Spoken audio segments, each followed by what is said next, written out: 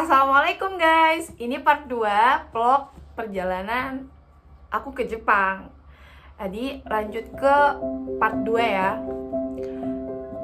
Kemarin aku sempat bilang, jadi berkat beasiswa itu aku bisa sekolah di universitas ini. Karena dulu aku nggak bisa bayar uang pembangunan, dikarenakan ekonomi keluarga aku nggak bisa kirimin aku waktu itu ke Jepang. Jadi alhamdulillah waktu itu kebantu banget sama beasiswa itu. Apa sih nama beasiswanya? Nanti aku bakalan cantumin di layar ini, nanti aku bilang celing gitu. Ntar aku kasih tahu apa sih nama beasiswanya. Cuman di sekolah aku dulu disiapin beasiswa tersebut gitu. Jadi harus melalui beberapa proses, yaitu ada ujian wawancaranya sama ada ujian ngebuat cerita gitu, ngebuat apa ya, kayak mimpi gitu. Kita membuat cerita tentang mimpi kita di masa depan itu kayak gimana. Setelah kita lulus dari situ tuh kayak kita mau ngelakuin apa dan kita mau membuat perubahan seperti apa untuk generasi selanjutnya gitu. Lalu kemudian waktu aku ngikutin ujian beasiswa itu, aku dulu memilih tema tentang di masa depan aku itu pengen jadi apa gitu. Cita-citaku itu pengen jadi apa ketika nanti aku mau pulang ke Indonesia. Jadi dulu aku ceritanya membuat cerita tentang aku itu pengen jadi guru bahasa Jepang. Di samping aku menjadi guru bahasa Jepang, aku pengen membuka pengen mendirikan sebuah sekolah, yaitu ya sekolah bahasa Jepang, tentunya sekolah bahasa Jepang yang dimana nanti suatu hari nanti aku buat sekolah bahasa Jepang tersebut bisa menyerap anak-anak SMA, SMK, aliyah, atau keinginan gitu untuk mengetahui Jepang itu seperti apa, bukan hanya untuk mau pergi ke Jepang gitu. Ketika mereka mau mempelajari tentang Jepang itu kayak gimana sih, budayanya kayak gimana, perilaku orang-orangnya itu seperti apa. Jadi nanti di situ aku bisa membuka tempat atau membuka wadah bagi anak-anak generasi selanjutnya untuk untuk belajar di situ gitu. Bukan hanya menyerap untuk anak yang mau kerja di Jepang, bukan hanya yang mau buat anak-anak yang mau sekolah ke luar negeri, bukan. Jadi di situ tuh aku pengen bagi semua kalangan, bagi semua umur dan tidak mengenal jenis kelamin, ya udah, kalau mereka ingin belajar tentang Jepang ya aku bakalan siap untuk meng-share apa yang aku tahu, dan ilmu yang aku tahu bakalan aku share ke mereka. Jadi dari segi kerjaan, dari segi sekolah, kayak gimana, bagaimana cara mendaftar universitas dari sekolah bahasa Jepangnya ke universitasnya. Jadi nanti aku bakalan share di situ.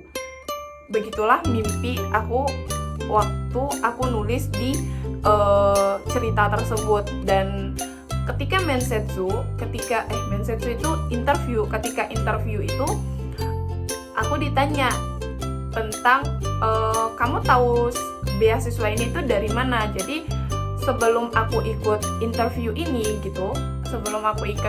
ini, aku dikasih tahu sama wali kelas aku. Jadi beasiswa ini tuh berasal dari sini gitu. Jadi nama beasiswa itu kan LSH beasiswa, singkatan dari nama Lee Soo-hyun Sang beasiswa. Jadi background dari beasiswa ini tuh ada ceritanya gitu, yaitu ketika orang Korea ini mau menyelamatkan orang Jepang gitu, tapi keburu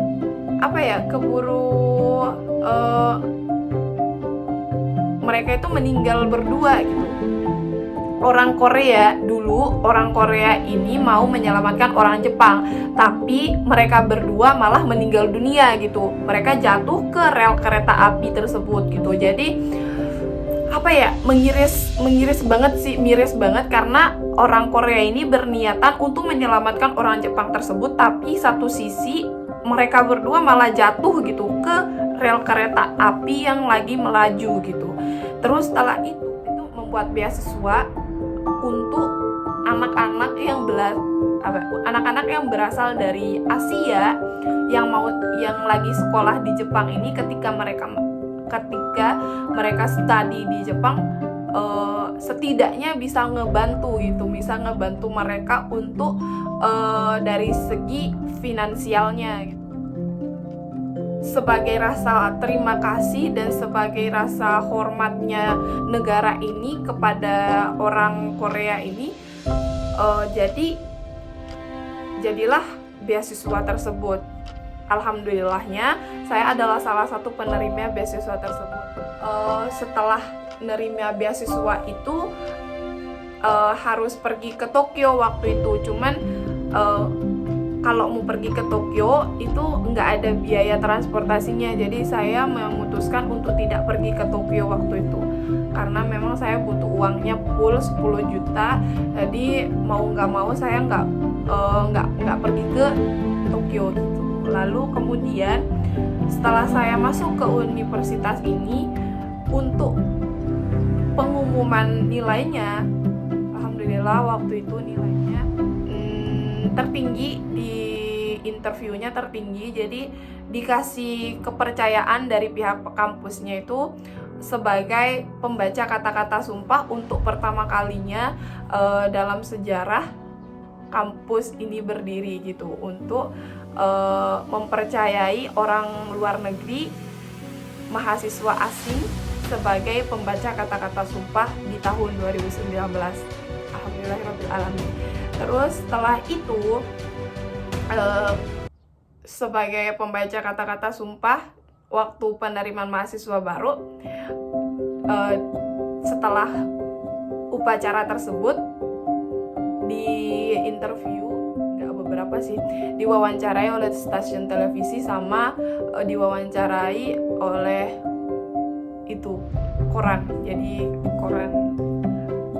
Tidak hanya berhenti di situ, saya orangnya itu aktif, maksudnya aktif dalam segi mengikuti beberapa kegiatan gitu, yaitu baik itu kegiatan kampus maupun kegiatan di luar kampus. Jadi aku mengikuti beberapa kegiatan di luar kampus, yaitu ketika waktu masih semester 1 aku ngikutin kegiatan di dalam di lingkungan aku ini. Aku ngajarin anak-anak kecil untuk masak, untuk nyari cara masaknya, ataupun mengajarkan anak-anak kecil yang ada di lingkungan aku ini untuk membuat origami ataupun segala macam.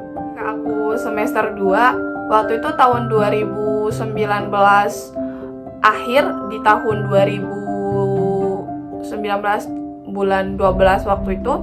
Jadi sewaktu aku mau masuk ke universitas ini, aku tuh pernah bilang waktu di waktu di interviewnya itu bilang kayak gini, aku tuh pengen jadi penghubung antara sekolah ini dengan universitas yang ada di Indonesia. Jadi aku berkeinginan menjadi penghubung antara dua negara tersebut gitu, karena memang negara Indonesia sama Jepang ini memang udah punya tali silaturahmi gitu Pak, punya kerjasama yang besar dan yang banyak banget di bidang pekerja ataupun segala macamnya gitu. Tapi aku pengen mungkin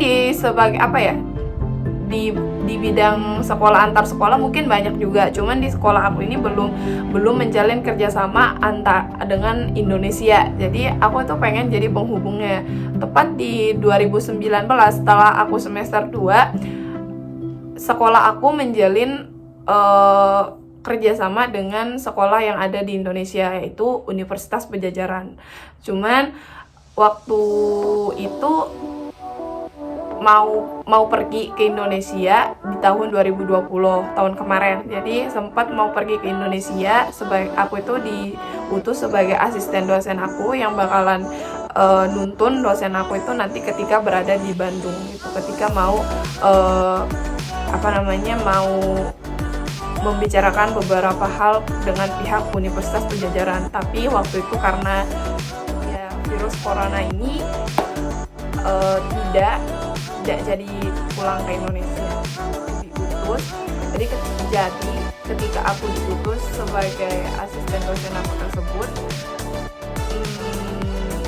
aku dibeliin tiket bolak-balik Jepang, Lombok. Jadi ya bagaimana lagi, ini demi kesehatan kita bersama, demi keselamatan kita bersama. Jadi ya mau gimana lagi, harus sabar lah, mungkin belum waktunya dan belum rezekinya gitu. Aku berharap tahun ini bakalan bisa pulang ke Indonesia, ya walaupun nggak lama, ya pengen pulang gitu, pengen ketemu sama ibu saya. Jadi saya di Jepang udah mau 4 tahun. Aku mengikuti beberapa ajang gitu, aku pengen mengikuti beberapa ajang, cuman waktu itu nggak lulus uji gitu, nggak lulus harus nyerah pidatonya dulu waktu itu, cuman nggak lulus. Ya udah, mungkin lain kali gitu. Jadi aku ikutin lagi, aku disuruh untuk mengikuti rapat meja bundar itu sebagai perwakilan dari sekolah aku ini. Jadi aku tuh mempersiapkan untuk ngikutin rapat meja bundar itu lumayan lama gitu, sekitar 3 bulan gitu. Aku mempersiapkan itu untuk mengikuti rapat meja bundar tersebut. Itu dari segi membuat laporannya, untuk membuat PowerPoint-nya itu tuh aku butuh 3 bulan. Dan alhasilnya alhamdulillah bisa sukses dalam membawakan tersebut, dan sempat masuk TV di rapat meja bundar tersebut. Jadi dulu aku tuh lihat dan aku tuh terinspirasi banget sama Jerome Pauline. Dia itu bisa masuk koran, bisa masuk TV. Aku sempat bilang dalam hati, ya Allah, pengen gitu kayak Jerome Pauline, masuk koran Jepang, masuk TV Jepang. Alhamdulillah Allah kabulkan, aku masuk koran, aku masuk TV juga. Semoga aja aku bisa ikutin jejaknya Jerome, dan Jerome ingin menjadi Menteri Pendidikan, semoga tercapai itu. Dan kalau aku pengen membantu anak-anak generasi selanjutnya biar bisa tahu dan biar bisa pergi kuliah ke Jepang gitu. Kalau misalkan kalian ada ide, kalian tinggal taruh di bawah di komentar. Dan kalau misalkan aku salah kata, aku mohon maaf. Kalau misalkan next aku mau bikin video kayak gimana, tinggalin di kolom komentar juga. Jangan lupa like, subscribe,